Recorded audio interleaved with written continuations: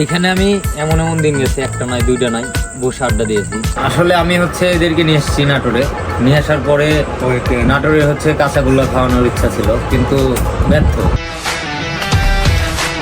আসসালামু আলাইকুম, সবাইকে স্বাগত জানাচ্ছি নতুন একটা ভিডিওতে। তো হুটহাট প্ল্যান করে চলে আসলাম আজকে নাটোরে। আর আমাদের রাজশাহী থেকে নাটোরে আসতে বেশ সময় লাগে না, আর যদি বাইক থাকে তাহলে তো কথাই নেই। তাই আমরা তিনজন দুইটা বাইক নিয়ে রওনা দিয়েছি নাটোরের উদ্দেশ্যে। আর আরিফ আছে একা একটা বাইকে। রাতের রাজশাহী লাইটিং কিন্তু অসম্ভব সুন্দর। এই গরমে রাতে ঘুরতে কিন্তু অনেক ভালো লাগে, কিন্তু রাতের বেলায় ঢাকা নাটোর হাইওয়েতে বেশ ভালোই জ্যাম থাকে, বড় বড় বাস এবং ট্রাক আসা যাওয়া করে। তো যাই হোক, মাত্র 40 মিনিটে আমরা চলে আসলাম নাটোরে। নাটোর শহরটা তুলনামূলক অনেকটা ছোট হলো, আমার কাছে কেন জানি বেশ ভালোই লাগে। প্রথমে আমরা চলে আসি স্টেশনের সামনের এই মোড়টাতে। স্টেশনের এই মোড়ের এই শরবতটা নাকি বেশ ফেমাস। শরবতের দাম ছিল 10 টাকা। আমার কাছে কিন্তু পার্সোনালি বেশ ভালোই লেগেছে। নাটোর শহরে কিন্তু রাজশাহীর মতো অতটা লাইটিং নেই, তবে শহরটা বেশ নিরিবিলি। তো যাই হোক, দিনের বেলা আসলে হয়তো অনেক কিছু দেখতে পেতাম, যেহেতু রাত হয়ে গেছে অনেক কিছু বন্ধ হয়ে গেছে। আমরা চলে আসলাম নাটোর রেলওয়ে স্টেশনে। এই জায়গাটা কিন্তু আগের চেয়ে অনেকটা পরিবর্তন হয়ে গেছে। আর নাটোর শহরে আসলে অবশ্যই রেলওয়ে স্টেশনে সবাই আসে, আর এই জায়গাটা একদম সিগনেচার একটা জায়গা। এই নাটোর লিখাটা জায়গাতে কিন্তু সবাই ছবি ওঠায়, আমরাও ছবি ওঠালাম। এই একটা জায়গা দেখে আমি রাজশাহী ফিল পাচ্ছিলাম।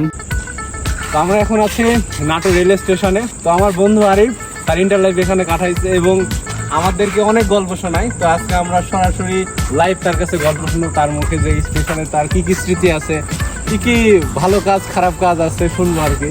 না, এত কিছু বলার এখন অত সময় নাই। মেন কথা ইন্টারমিডিয়েট লাইফটা ছিল অন্যরকম লাইফ। তো মনে কর, এইখানে আমি এমন এমন দিন গেছে, একটা নয় দুইটা নয়, বসে আড্ডা দিয়েছি। তখন ওই সময়টা আমার কাছে এই জায়গাটা একদম বেস্ট জায়গা মনে হইতো। কিন্তু রাজশাহী শহরে যেদিন থেকে পার হয়েছি আর ভালো লাগে না, জীবনেও ভালো লাগে না। নিজের কাছে মনে হয় যে আমি কেন বসতেছিলাম। তারপরেও বলতেছি রাজশাহী শহর বেস্ট শহর, নাটোর শহরও ভালো, মোটামুটি আমার কাছে ভালো। দেন আমরা বাইরে এসে চা খেলাম, আর এই চাচাটা আরিফের খুব পরিচিত। নাটোরে থাকা অবস্থায় চাচার সাথে আরিফের বেশ ভালো একটা সম্পর্ক ছিল, আর অনেকদিন পর দেখা হয়ে চাচার সাথে বেশ ভালো একটা আড্ডা দিল আরিফ। আসলে আমি এদেরকে নিয়ে এসেছি নাটোরে। নিয়ে আসার পরে নাটোরে কাঁচাগোল্লা খাওয়ানোর ইচ্ছা ছিল, কিন্তু ব্যর্থ। কারণ বাজে এখন 12টা, তো এখন তো আর কাঁচাগোল্লা পাওয়া মুশকিল। তার উপরে রসমালাইও নাই। এখন আপাতত নাটোরে চমচম মিষ্টি খেয়ে বিদায় নাও। তারপরেও ধন্যবাদ আরিফকে। সকাল সন্ধ্যা মিষ্টান্ন ভান্ডার। তো দাদা আমার খুবই পরিচিত। তো আমি যখন 18 সালে ইন্টারমিডিয়েটে পড়তাম, নয়ন হোটেলে খাওয়ার পরে আমরা এখানে এসে চা এবং মিষ্টি যে কোনো কিছু চা আড্ডা দিতাম আর কি। তো দাদা অনেক ভালো, আন্তরিকতার মাধ্যম দিয়ে আমাদেরকে অনেক সেবা দেওয়ারই চেষ্টা করছে। কারণ আমরা স্টুডেন্ট ছিলাম, এখনো স্টুডেন্ট আছি, তখন আরো ছোট ছিলাম। আর এই ছিল আজকের ভিডিওটি কেমন লাগলো অবশ্যই আমাকে জানাবেন। Till the next video, tata, bye bye.